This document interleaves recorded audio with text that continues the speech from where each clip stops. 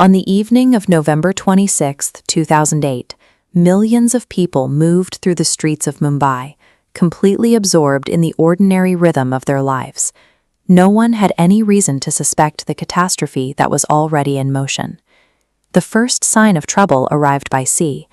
At the Bodwar Park waterfront, a speedboat pulled up amidst the typical tourist vessels, dropping off 10 young men carrying unusually heavy backpacks. To the locals, they looked like college students.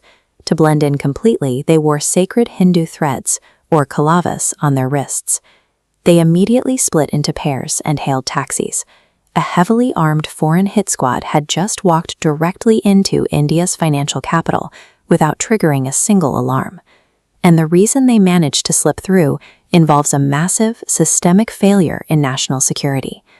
The operation was orchestrated from Pakistan by the terror group Lashkar-e-Taiba, led by this man, Hafiz Saeed.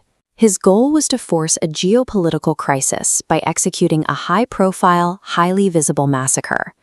Lashkar-e-Taiba used an operative named David Headley, an American with a Western appearance, to freely map out Mumbai's vulnerable landmarks, singling out locations like the Taj Hotel and the railway station.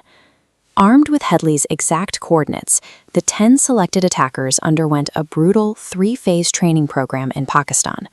They learned advanced weaponry and intelligence evasion, and were forced to survive in the mountains for 60 hours without food to harden their physical endurance. The attackers also relied on Indian blind spots. Looking at this Coast Guard vessel, you can see the maritime security apparatus that should have stopped them. However, naval patrols had been reduced. Even worse, the U.S. had provided Indian authorities with the exact coordinates of the terrorists' mothership, the Al-Husseini, well before the attack, but no action was taken to intercept it. A highly trained paramilitary force exploited a fractured, unresponsive intelligence network, turning years of preparation into a reality on the ground. The silence broke simultaneously across the city. Here at the Metro House building, 2 attackers walked into the famous Leopold Cafe and opened fire on crowds of locals and foreign tourists enjoying their evening. At the exact same time, this building, the Chhatrapati Shivaji Terminus, became a war zone.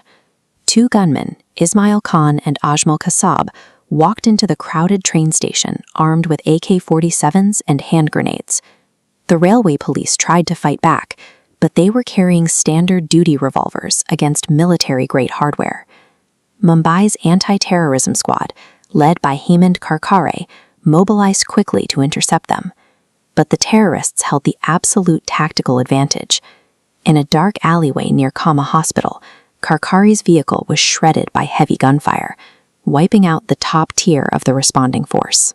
The gunmen hijacked the police vehicle and tried to break through a roadblock at Girgan Chapati.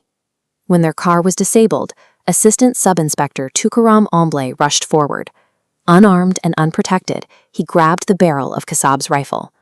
Omble took 23 bullets point blank, holding on long enough for his team to swarm and capture Kasab alive.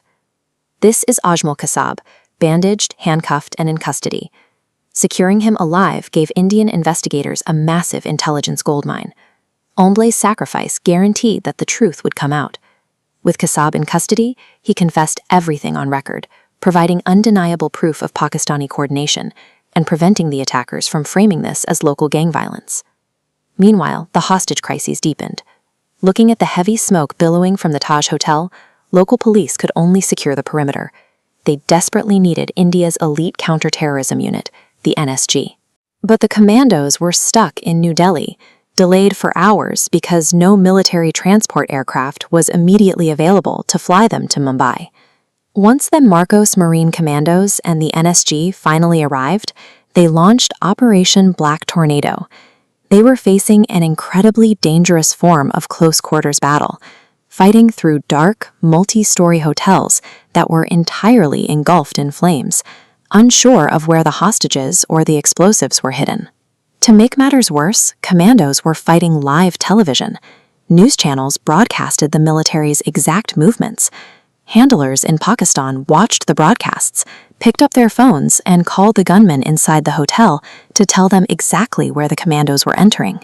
Despite losing the element of surprise, the commandos pushed forward floor by floor. During a fierce firefight at the Taj, Major Sandeep Unnikrishnan ordered his team to fall back and tend to a wounded commando. He went after the 4 terrorists alone, aggressively forcing them into a corner before he was fatally shot. Operation Black Tornado highlighted a brutal reality. The bravery of local police can stall a terror attack, but neutralizing a fortified, suicidal enemy requires highly specialized, instantly deployable counterterrorism units. By the morning of November 29th, the 60-hour siege finally ended. 166 people were dead, and 9 terrorists had been eliminated. Here we see Prime Minister Manmohan Singh facing an enraged public and the heavy burden of a colossal intelligence failure. The government had to permanently close the intelligence silos that allowed the attack to happen. They established the National Investigation Agency, a central body dedicated entirely to tracking and investigating terrorism without having to navigate overlapping local jurisdictions. They also fixed the tactical delay. As shown here with these NSG Commandos, the government decentralized the special forces, building permanent regional hubs in Mumbai, Chennai, and Kolkata to ensure troops are never left waiting on an airstrip during a crisis.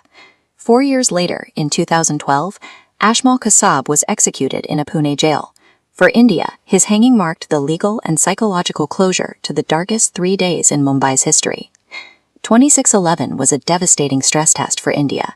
The tragedy exposed glaring vulnerabilities in maritime patrols, police equipment, and intelligence sharing, forcing the nation to build a modern, uncompromising security infrastructure to ensure it never happens again.